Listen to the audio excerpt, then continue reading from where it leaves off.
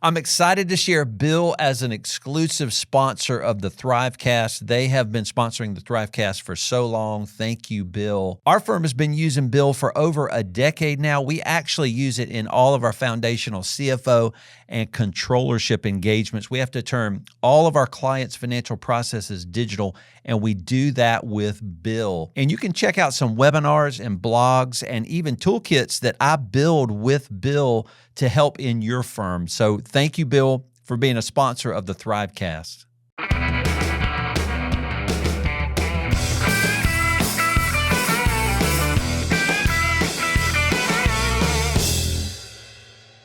Hey, everybody. Welcome to another episode of the Thrivecast. We're so excited just to bring great guests on that talk about the profession, teach us all the things that are going on in the great profession and all the changes and things like that. And I have Calvin Harris. He is a well-known CEO of the New York State Society of CPAs, which is really, that's the oldest state society in the country, which is really cool. His background is massive. So he's a results-driven C-suite professional, 30 years, CFO, National Urban League, CFO for colleges, all kind of stuff. So Calvin, thanks so much for coming on the Thrivecast, man. It's great to have you. Thank you, Jason. I'm glad to chat with you. Yeah, very cool. Well, now, so I listed some of the roles that you've been through, but it's a lot. Like in the past, which one?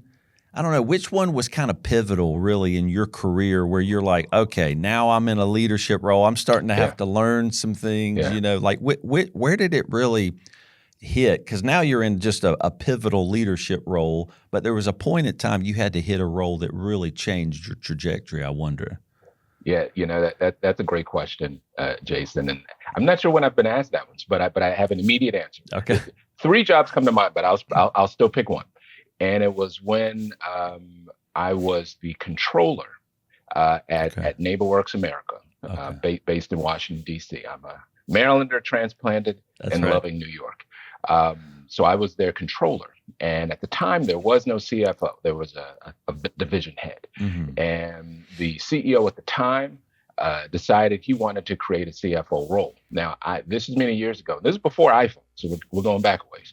I just happened to be taking a vacation in France, and I got off the plane, and on my voicemail were 2 messages. One was from the CEO, who I didn't realize even knew me. He said, "Hey, I want you to call me. I'm the controller. I don't report to the CEO." That's not usually a good sign. The second was from the director of HR telling me to call her. That one scared me. That is scary. That is not cool. Those were my 2 voice messages. So I called her first, and she said, "Well, your boss has been let go, and the CEO wants to talk to you." I said, "All right." So I called him back, and he asked me to step into the acting CFO role. Nice. I told him no. Oh, he said, "I don't want to do it." Okay. Well, okay. I loved being a controller. I loved the consistency of a monthly close. I absolutely loved the job, and I loved the people I was working for. I loved my team. In my mind, why am I going to screw up a good thing by moving into the CFO role? And clearly the CEO was not ready for that response. He paused and he said, "Okay, I want you to just think it through and start it." And I agreed to do it, and I did it for a few months, and I just simply wasn't doing well in it. And a good friend of mine who was formerly my colleague, who technically reported to me, sat down with me. She actually retired as the CFO of the organization. A very good friend of mine, had a huge role in me coming up to New York, Rebecca Bond. And I remember her saying, you're treating me like your colleague, but right now you're my boss. And that, absolutely changed my perspective, because from that moment on, I decided, okay, I'm not going to do things the way my former boss would have done. Even though I thought he was a great guy, I enjoyed working for him. I started doing it my way, and it just picked up. Fast forward on a potentially long story. That's good stuff. The CEO, interviewed, and I wasn't chosen to be in the CFO. No offense taken at all. That was my first time as a CFO. I technically was acting, and the person that was chosen, you look at the resumes, there was no call to be made. Obviously, you choose that person, and you move me into the controller role.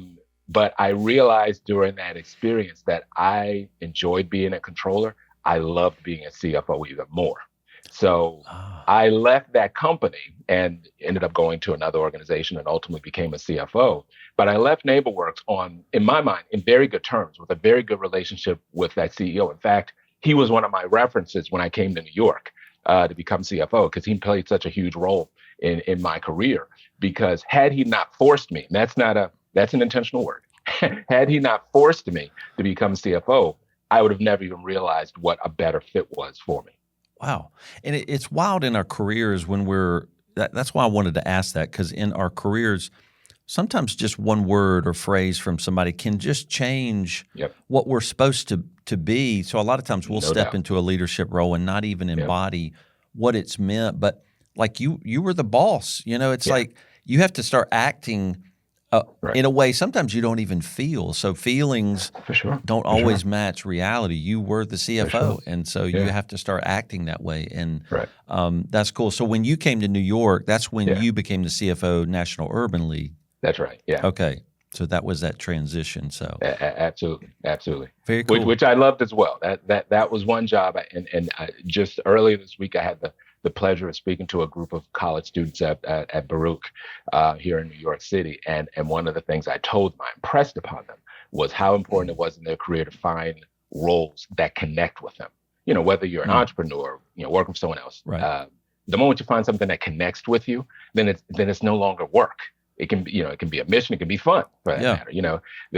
I won't pretend that being CEO of New York State is easy. It's often very difficult, but it's still a lot of fun. Even the challenges here are a lot of fun to work through. Yeah.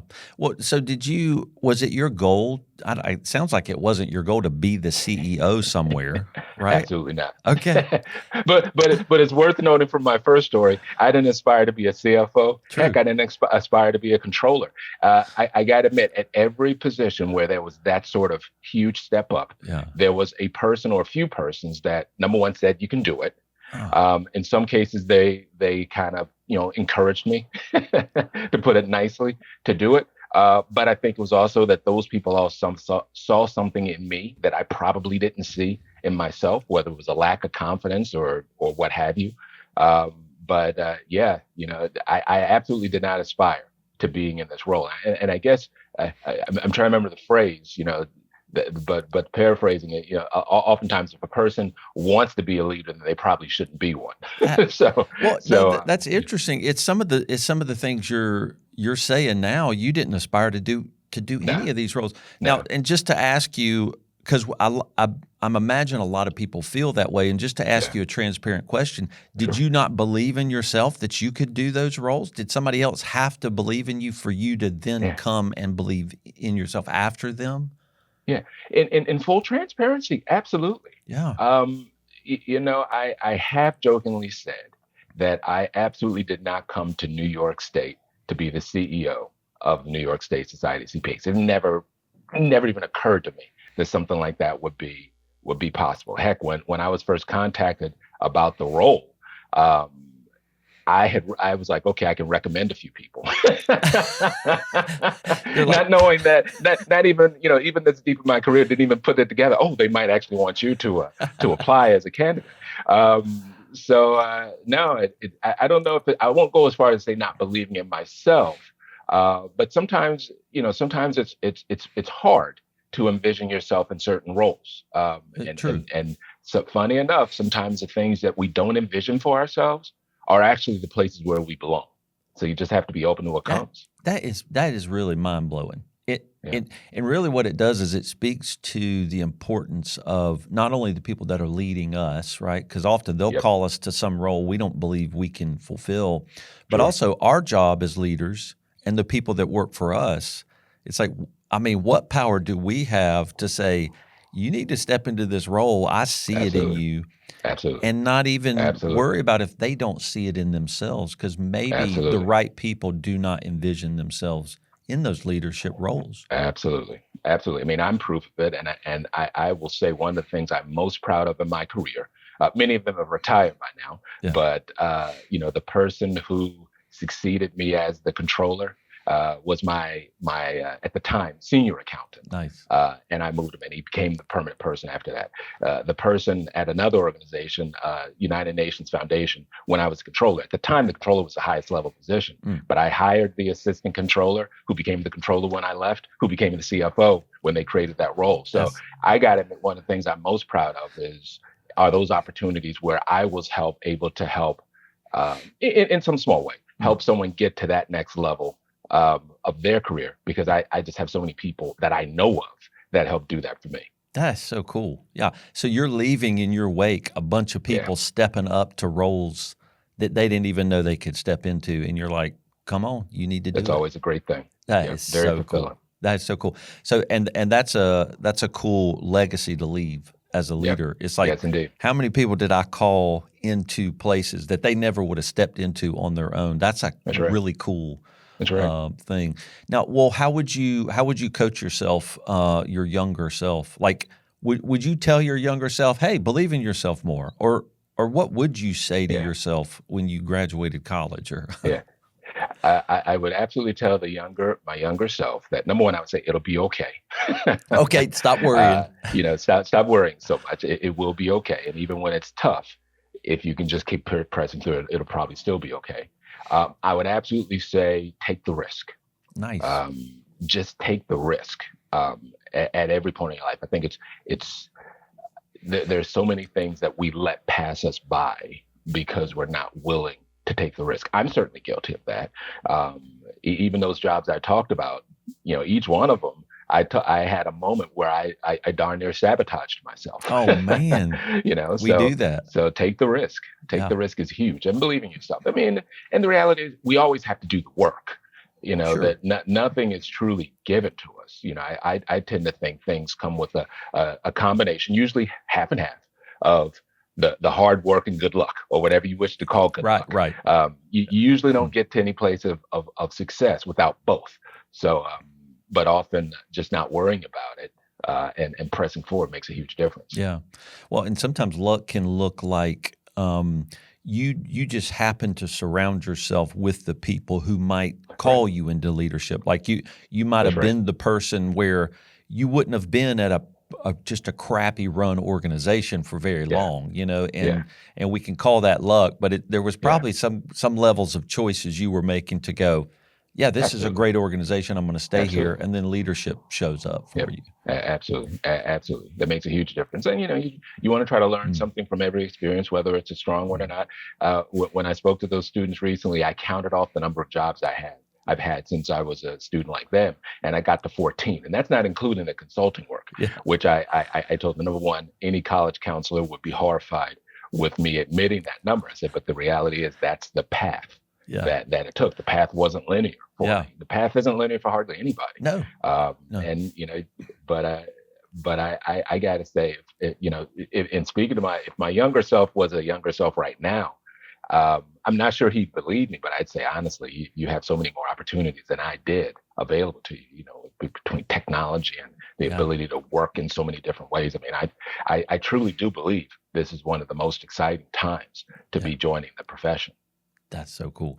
Well, I'm curious, so New York State Society of CPAs, the oldest society in the country. Now, we say that a lot, but that actually means something. Y'all been trying this for longer than anybody. So, anybody else? Yeah. What does the CEO of a state, because you probably know all the other CEOs of state societies, y'all all get together a lot. So, we do.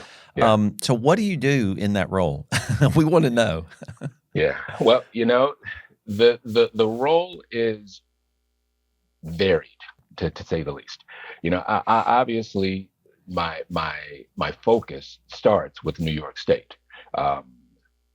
Both here in New York City, but also upstate, because upstate is a significant part. Geographically, it's the bigger part, and we have as many members up there just in our upstate areas as most states have in their entire state. Yeah. So of course it starts with New York, but I also tend to believe that at a state of our size, I've heard recently that we have more CPAs in New York State than any other state. I think that number's right. If not, we're certainly top two or three. Yeah. We're the fourth largest state in the country, so it doesn't take much to Right. figure out. And with New York City being the financial capital of at the very least the United States, if Totally. not the world, The world. we of course have people here. So because of that, though, as much as my focus starts with New York, it also ends up being broadly. I mean, I realize that there's things that can and will happen in New York that will affect the economy of the world. True.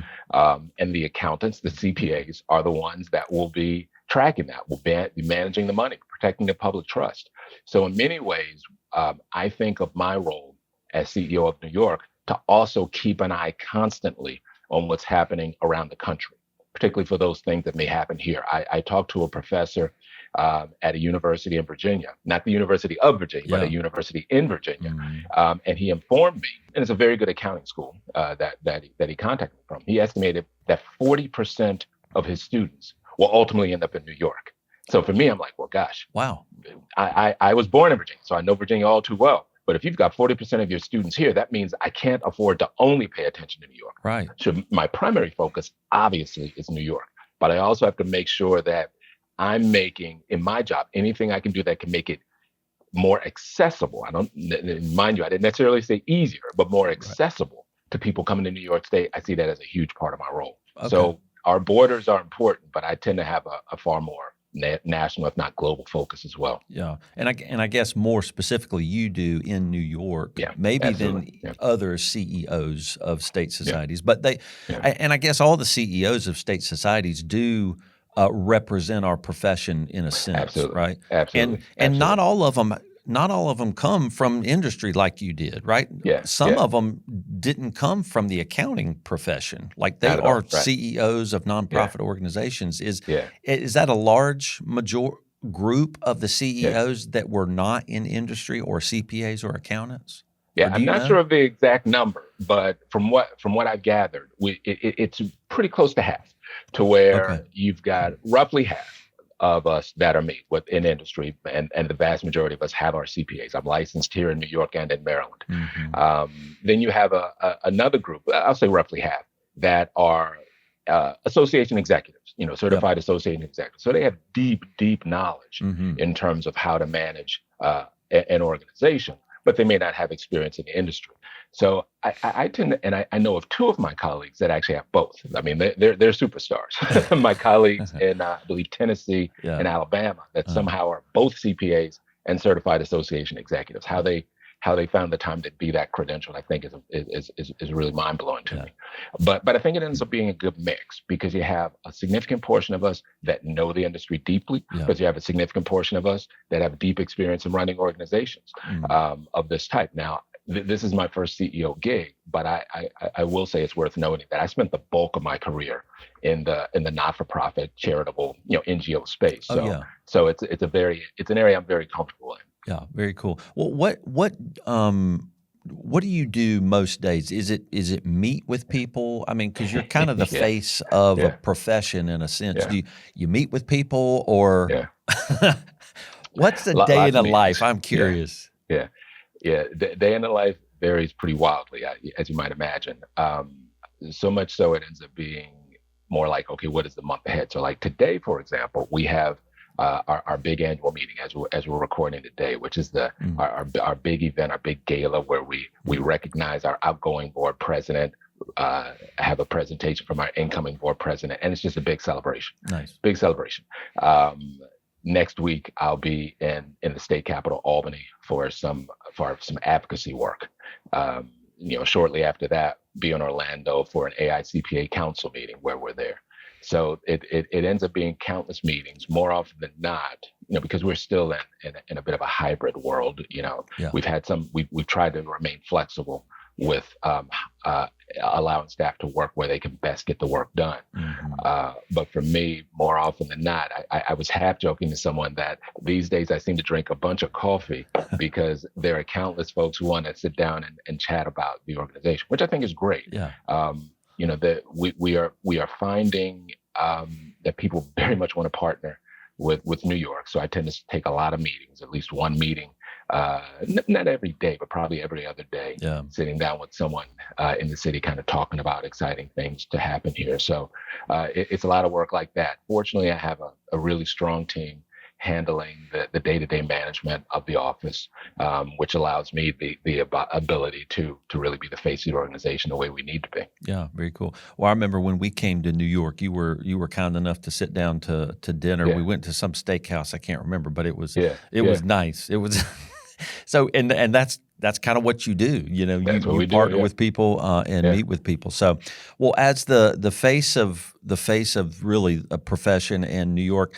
I yeah. just have a list of stuff I just want to get your perspective on. All right, let's go. And yeah, and these are all, these are all things we're all thinking about, For and I sure. just kind of Yeah, want to run through those.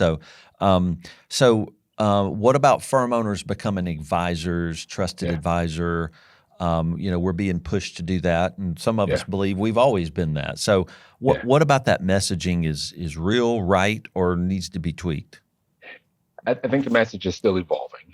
Um, I think it's a natural place for firm owners to be. In so many cases, they're already embedded in these organizations. They're already in a trusted business advisor sort of role. So I think it's natural to float in there. So part of my rather long resume with so many jobs Yeah. includes some time where I was a fractional CFO consultant myself. Hmm. And I got to admit, when I was doing that work roughly 15 years ago, 10, 15 years ago, um, I had to often describe the work. A lot of people didn't follow it. Heck, even people in the industry didn't follow it terribly well. These days, say a fractional CFO, everybody already knows exactly Right. what you're talking Right. about, because so many people have migrated in there. And I think the reason it's exploded so much is that it's just a natural progression of the work we do. CPAs have been outstanding in convincing the public that you need to be a CPA to be a tax professional. Mm. Whereas, those in Right. the space obviously know that, audits and assurance work is one of the few places where one must be a Right. CPA, Right. depending on the, Right. the, the rules and regs of a particular area, obviously. So I think anytime we can leverage the CPA, particularly that public trust part of it, I Mhm. think is a good thing. So I think it's a great place for organizations to be. Of course, they need to be mindful of managing their risk and their independence, however appropriate. But I think it's an opportunity to where, particularly organizations that aren't able to scale, it's an opportunity to serve organizations and give them a level of expertise that up until now they wouldn't have had access to. So I would encourage firms to lean into it pretty heavily. Yeah, nice. Very cool. All right. Well, okay. So my next question is private equity is Yeah, moving into the accounting space, yeah, and it's already everybody here. has an Yeah, opinion about that. So, yeah, I mean, just kind of off the cuff, what are your yeah, thoughts about private equity coming in to yeah, invest in our profession? And I know private equity is yeah. investing in a lot of professions right now. Absolutely, absolutely. But Yeah, accounting, they are really coming in strong. The profession, the public profession of accounting. So, what are your thoughts yeah. on private equity? Yeah, I think anything that provides additional resources can be a good thing. Mm. Where the concern ends up being, for me, it's not. I think it's a mild concern because I think so many people are tracking this. Is making sure that PE investment in no way affects the public trust Okay. that we're responsible for. Mhm. I think if you go with the stereotypical view of PE firms, which I think is a little unfair, but I'll just say it for the sake of discussion. Sure. There's a presumption that there's only going to be focus on the bottom line, only going to be on creating as much value as possible, cutting things to the bone to leverage and then buy out. Right. And clearly there are examples where that's happened. Mm. That sort of approach won't work within an accounting firm or firm model. Just won't work because it'll compromise what we need to do. But I think where those firms are in there for the long haul and creating value there, I think it can be a good thing. And I think we've seen for a while that just the straightforward audit and tax firm that is the basis that so many firms began. It's hard to make that sort of model work, or at least it's very hard to scale it. So Yeah. I think PE is an overall benefit to to it. I think we have to be mindful and keep tracking it very closely. But I think ultimately it can be good as long as we're mindful of maintaining the public trust. Yeah, yeah. As we've heard from private equity, they're just not all the same. Right. Exactly. Not all of them are going to approach it the same. And some, Exactly. yeah, it's not right. For some people, but some it has provided investment for that firm to grow and acquire. Yeah. Because we, I mean, the profession has a lot of just still old school traditional firms that probably weren't run well. Yeah. Do you think private equity is going to allow people to absorb those and kind of modernize them? It's funny. I was immediately thinking about that as you were describing it, because see, I think, one thing you talk about New York State and the person automatically thinks in New York City. Well, sure, of course you should. It's understandable. But there is an enormous rural population here in New York. The land mass is huge. So we have a lot more rural residents than one might immediately think of.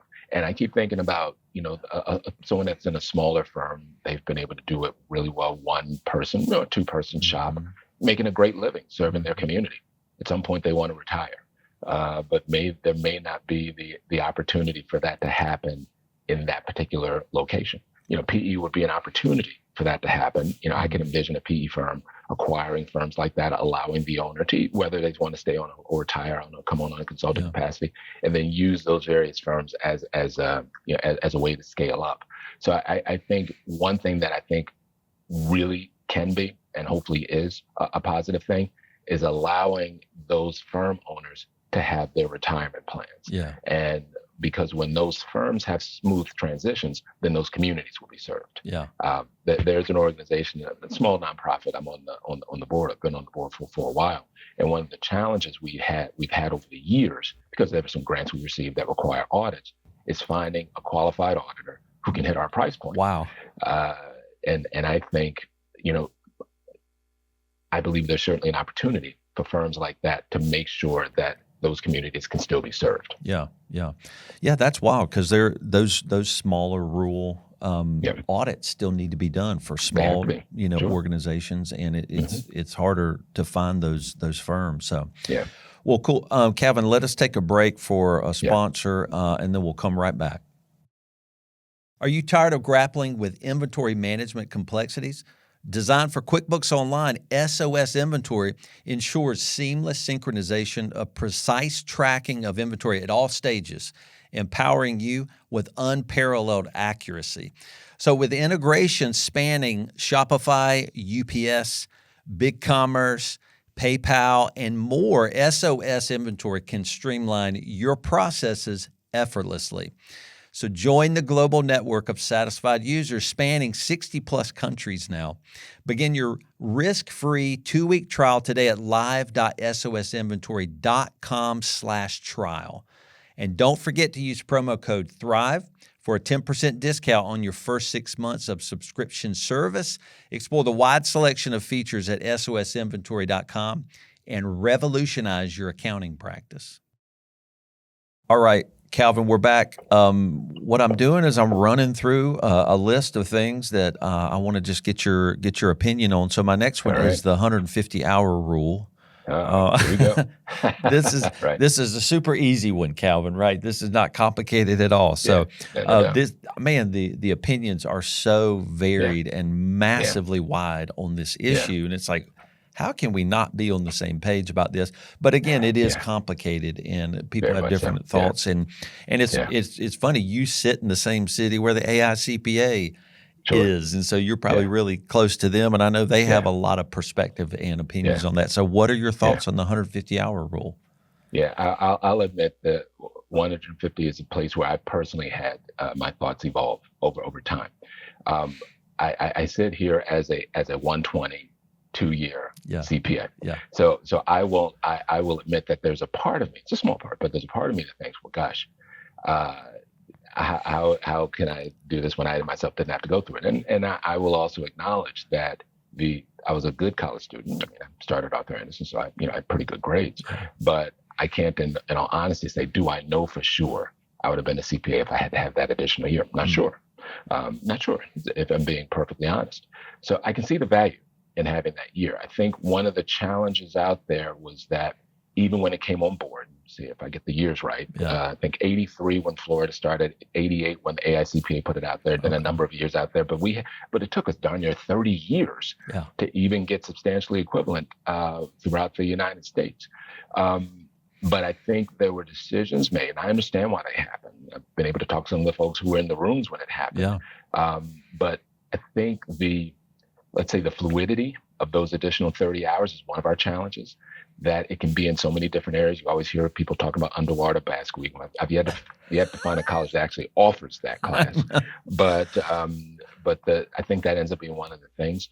But where we're going to have to find a way to become on professions, get on the same page. At the time of us speaking, there's legislation in various states that would adjust.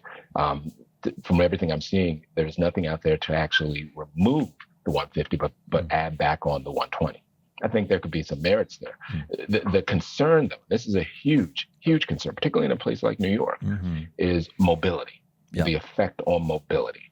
Because I gave the example earlier of those students in Virginia who are coming to New York.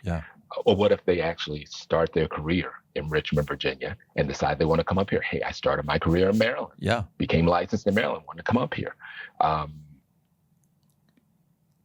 I worry that differing requirements will create a situation where people won't be able to use their license as easily as they can. Now, clearly, there are other professions where in each state you have to be licensed that particular way. We know what they are, but the CPA has been able to avoid that largely by having a unified exam and then having some consistency. I think mobility is about to break. I don't think there's really any doubt that it will happen. But what's going to be important for the profession next is how do we find a way to protect the public and to make it so that we, with good intent, don't create a situation where our own profession and our own professionals are limited in terms of what they can do. Considering we already have a pipeline challenge. We already have, much like so many other industries, anything that makes it more difficult to cross state lines is a thing that concerns me quite a bit. So, whether that means we stay at 150, whether we adjust at 150, I think that's a discussion that's worth having. But I think critical to me, though, is making sure that wherever we land, we find a way to have consistency. I'll say the good news is that clearly there's a lot of conversation happening. AICPA is talking about it a great deal. They've been an amazing partner here in New York, and I'm excited to hear the things they talk about. NASBA also has a lot of things going on. They have a transition that's happening now with the new CEO just announced. And I think AICPA and NASBA seem to be committed to working together. But it's always worth remembering that for as critical as AICPA and NASBA are to the profession, obviously they are. I'm an AICPA member, proudly. Licensing still happens within the states. That's right. Within each individual state, the 50 states and the 5 other territories that are involved. And state CPA societies like mine tend to be the voice that works directly with the states, even though we partner with, obviously, AICPA and the NAP.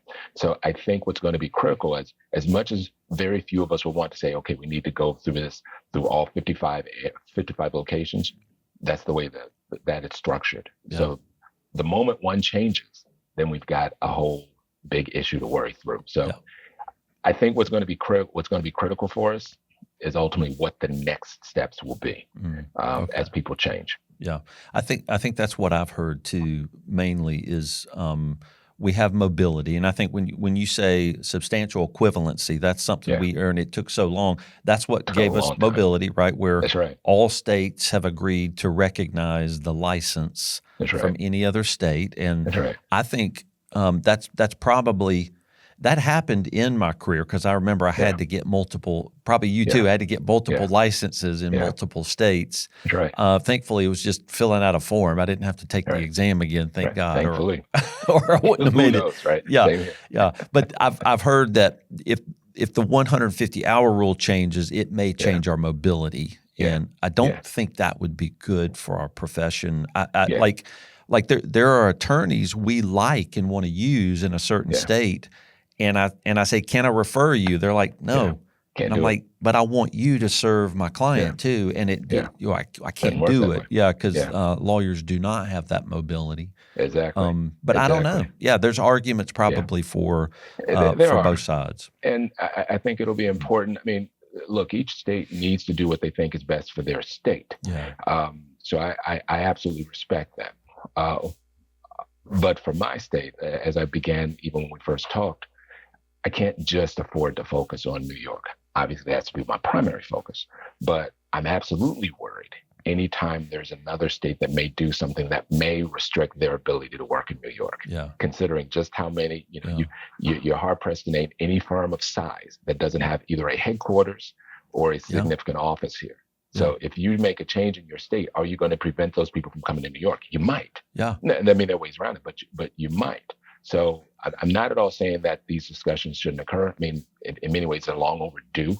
But I'm really hoping we can find a way to get on the same page, because I can tell you, states of my size, and I'll speak at least just for New York here, but I dare say this is a thing that applies to many of my colleagues as well.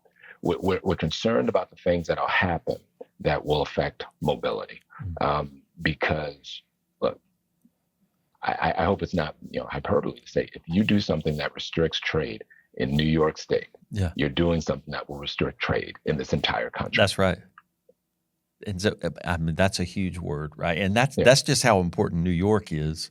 Yeah. And then, but I love how you talked about your role. New York is huge, right? And the northern part is really the majority of what you have to consider. We're like, isn't New York City the capital of New York? No, it's it's not.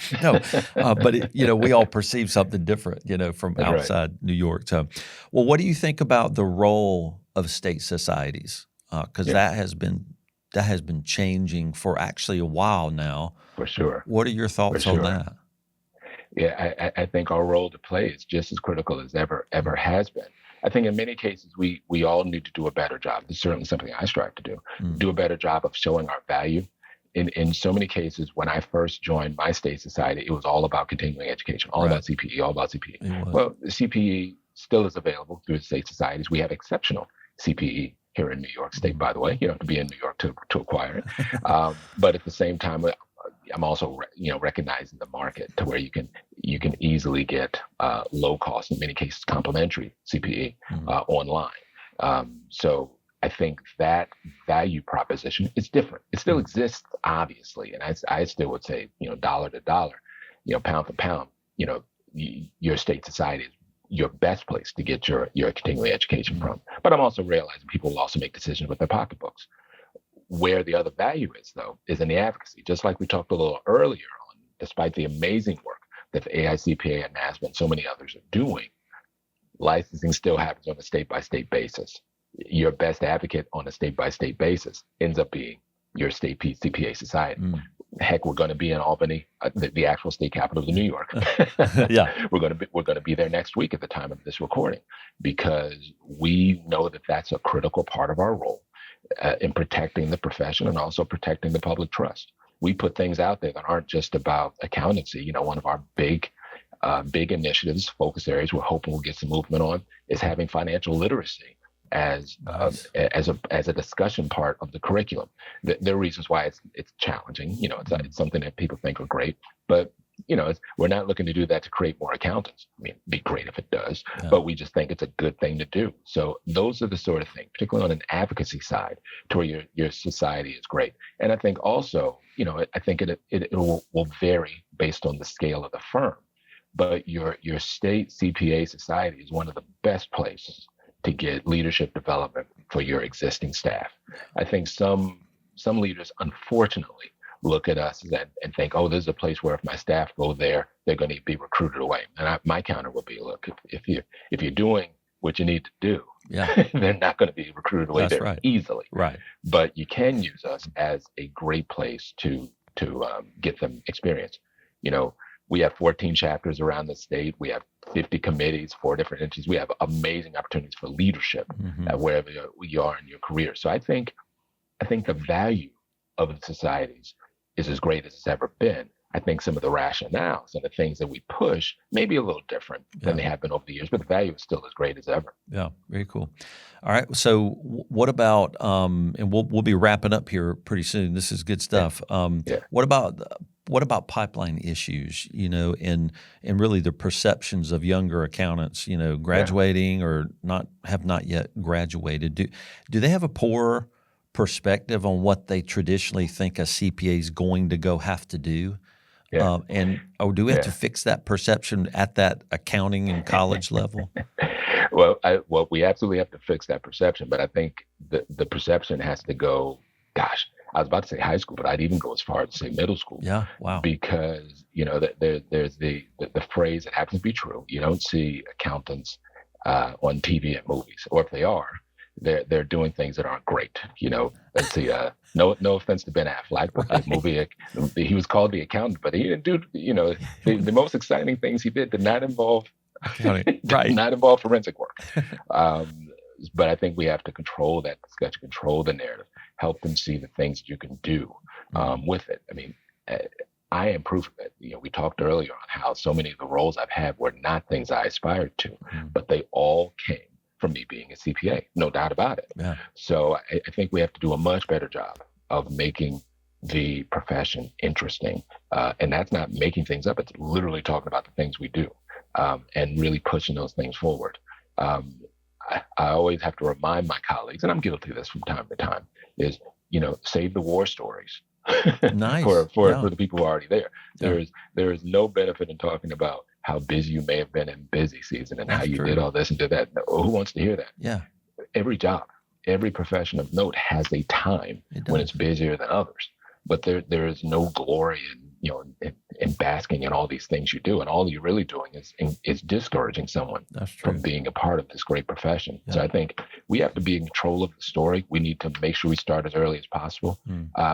Certainly here in New York, I'm excited because we have a program called Co-op, Career Opportunities in Accounting profession, to where we bring high school students from around the country and we expose them to accounting. This year, we're going to have just under 200. Nice. Participating in person, to where we're going to expose them to accounting and hopefully get them excited about being in the profession. That is so cool. They're chosen from high school to come? Yeah. That is so cool. Yeah, there's a whole application process. So I think, and this is a place where the CPA Society certainly play a role. I think it's on us to make sure that we create pathways from as early as possible, but also supporting people all the way through their career. I was at a high school last week. I was at a college early this week. I'll be at another college tomorrow. I think one of the most fun parts I get to do is to talk to younger people and just kind of talking about the things that you can do in the profession. But it's one of the things we need to embrace because no one's going to, you ask the average child what professions they're going to be interested in. Accounting is not likely to come out of their mouth unless they already know an accountant. That's right. Well, because they probably won't already know accounting, it's on us to help them learn and help them know an accountant. That's very cool. Okay. Well, and so, Calvin, you've been an entrepreneur in the past too. You've done some fractional CFO on your own. What is some of your wisdom for, accountants who aren't firm owners wanting to become firm owners? They're going to transition into that entrepreneurial world. Yeah. And this is an amazing profession to be your own boss too. I mean, because we can running a firm is just a viable thing to do. It's great. So what are some thoughts to somebody transitioning to that entrepreneurial world? Yeah. I mean, the first thing I would say, be encouraged, take the leap, go ahead and give it a try. And at the risk of sounding self-serving, lean into your accounting society. Yeah. Side note, when I first started my fractional CFO work, I sat down with the then CEO of the Maryland Association, Tom Hood, have a good relationship, still have a great relationship, obviously. And at the time, I told him that I didn't feel like, and I was wrong because he proved me wrong very quickly. But I said to him, I don't see where the association's really supporting someone who's doing work like I do. Well, he showed me because he quickly pulled together of roughly a dozen people who were doing the same work. But through the society, through my association when I was at Maryland, I immediately had a community of people who were doing the work I did. We were able to sit down, exchange ideas. They helped me, be better at what I was doing.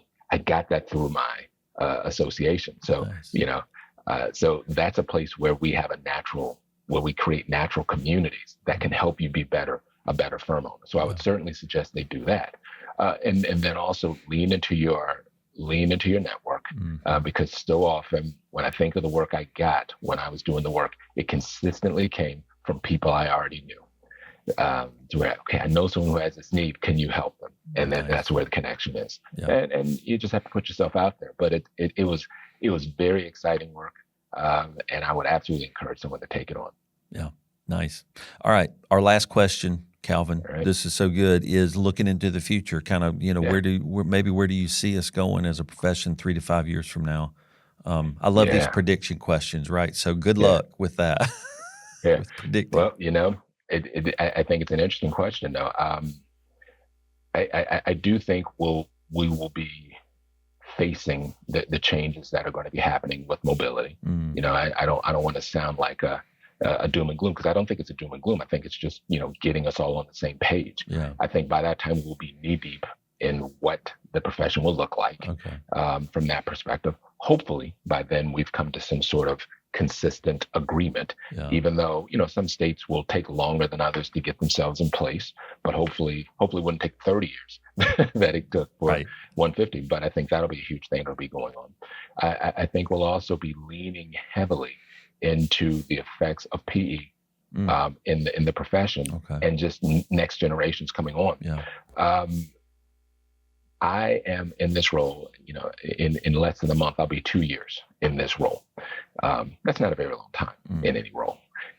Yet I am not at all the youngest, neither in age nor in tenure in this role. There are quite a few who have already followed me. So in my area, we're seeing a lot of transitioning happening of the CEOs. Well, that's happening in the profession as a whole, to where established people are retiring, selling off their firms, moving to other ventures, and other people are coming on. So I think what I think is very exciting is what the effect will be of this huge transition that's happening in teams, and the effect of technology on there. I think we're going to find an even better balance on remote versus in person. I think that those entering the profession will find their work far more interesting than the ticking in time that I began my career doing. Yeah, me too. So I think, and it only takes one. This is where I think it's so important to have younger folks in the profession, because they grew up with the technology. I began my career on green bar ledger paper with a ruler. They began their childhood with technology in their hands, and they're going to find ways to make the profession far more efficient and effective than I can even dream of. So I think it's going to be really exciting on the ability of what we're going to see. So I truly think when it's all said and done, we're going to see the profession as mobile and agile as ever. Nice. Okay, I love that. Yeah. Well, we're done. And Calvin, I just really appreciate your time. Is there a place you would say people need to go online just to find out more about the New York State Society, or your education, or you? Yeah, absolutely. Well, thank you as always, Jason. So first, our society website, nysscpa.org, New York State Society of CPAs.org. You can absolutely find me on LinkedIn. You will probably see me on LinkedIn frequently. If you see a guy wearing a silly, sometimes funny T-shirt, that'll be me. Happy to be there. And I should say, New York State is looking to launch a podcast itself very soon. Very cool. So please be on the lookout. I'll try to see if I can live up to the work that folks like you do, Jason, as the host. So we've got a lot of exciting things happening in New York. So if you're not already a member, hey, we'd love to have you join us. That's cool. Well, thanks so much, Calvin, for being with us on the Thrivecast. I appreciate you. All right. Thank you, Jason. All right. Take care.